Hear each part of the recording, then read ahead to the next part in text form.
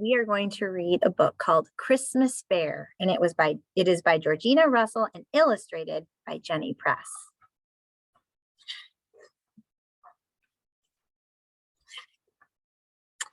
Christmas Bear. Oh, see a Christmas bear there.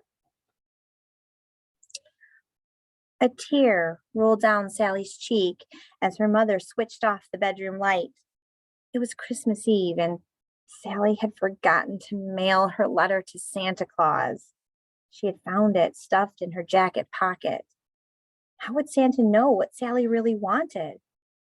Maybe he'd forget altogether. Sally and her parents had still put out 2 mince pies and a glass of milk to welcome Santa, and the red stocking hung ready at the foot of her bed as it did every Christmas Eve. But this year, Sally was sure it would remain empty. She sniffed miserably to herself as she drifted to sleep. A bright shape raced through the starry sky. It was Santa Claus, riding in his biggest sleigh, pulled by his fastest reindeer. The sleigh was filled with sacks of presents, neatly sorted and labeled for children all over the world. But in one of those sacks, something was stirring. Stirring means moving. A little paw appeared, and then another, and then 2 ears, followed by a furry head and a furry body. It was a teddy bear, a very naughty teddy bear.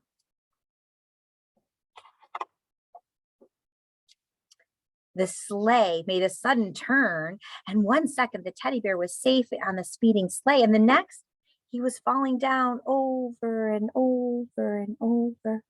He gave one shrill squeak, but Santa Claus heard nothing except for the wind and the jingling of the reindeer bells.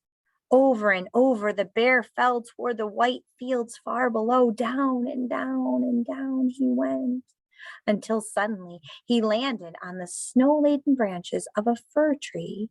"Ouch!" he cried as he slid through the prickly branches and disappeared into a deep snowdrift. All was still and silent. Very, very cold.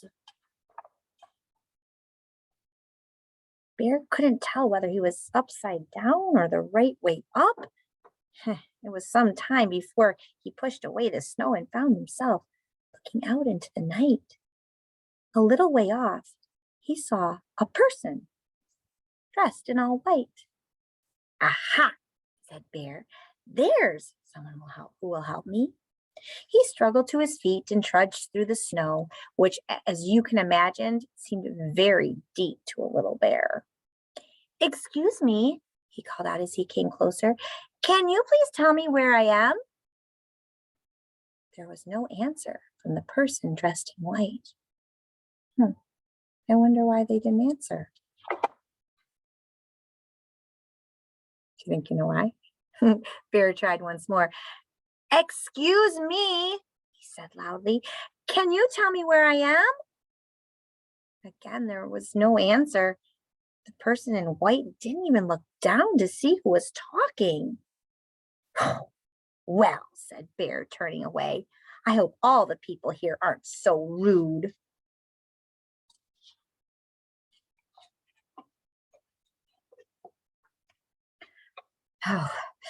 Bear was now feeling very cold and very sorry for himself. He wished he was safe and snug in Santa's sack. He sighed and looked around. Not far off there was a house. And where there is a house, Bear said to himself, there will be people and warmth. He walked around the house twice, trying to find a way in, but the door handles and windows were all too high for him to reach. He was about to give up hope when a black cat came padding around the corner. It stopped and looked at the little bear up and down, its fur bristling and its whiskers twitching. Then, deciding that bears were of no great interest, the cat turned and walked away. The cat climbed up some steps to a closed door and then vanished completely. The last bear saw of it was its tail disappearing through the unopened door. Unopened means the door was closed, not open. A magic cat, thought Bear. But he soon discovered that the cat had its own private door, cat-sized door. There in front of him was a hinged flap. I've seen those before. Bear reached up and pushed himself against it. The next thing he knew, he was tumbling head first through the opening.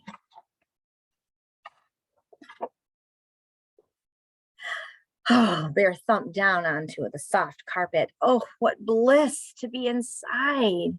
Imagine what bliss means, right? Very good. And for a minute, he lay still with his eyes shut, enjoying the warmth and comfort. And then he opened his eyes. It was very dark. In front of him, there was a staircase, and at the very top, he saw a dim light. It's time for a good snooze, Bear thought. He'd had enough adventures for a while. Bear dragged himself up toward the light. He was out of breath when he pulled himself up the last step. The light was coming from an open door. From inside, Bear could hear the sound of soft breathing. He tiptoed to the door and nearly tripped over something lying just inside. It was a plate with 2 mince pies on it. Next to it was a small glass of milk. Now, Bear felt very hungry indeed. He sat himself down by the plate and ate steadily and happily until he had finished both pies. Oh, how kind of them to think of me, Bear thought, gulping down the milk. It was only then that he started to look around the room. In one corner, there was a bed, and in it someone was sleeping peacefully. That's where I'd like to be, Bear whispered. It wasn't easy getting up onto the bed, but he finally did it. A tired bear can be a very determined bear if he spots a comfortable place to sleep. The effort was worth it. For what should he find at the end of the bed but a cozy red sleeping bag? It was just the right size. Look. Is that a sleeping bag? What is that? In no time at all, he had snuggled his way into it and had fallen fast asleep. You think of whose this might be, whose house? Sally opened her eyes. It was Christmas morning. But Sally's heart sank as she remembered her unmailed letter to Santa. Had he brought her anything at all? She looked toward the door. The mince pies and milk were gone. Quickly, she crawled down to the bottom of the bed. The red stocking was no longer flat and empty. It was bulging. There really was something in it. Bursting with excitement, she reached in and pulled out a furry teddy bear.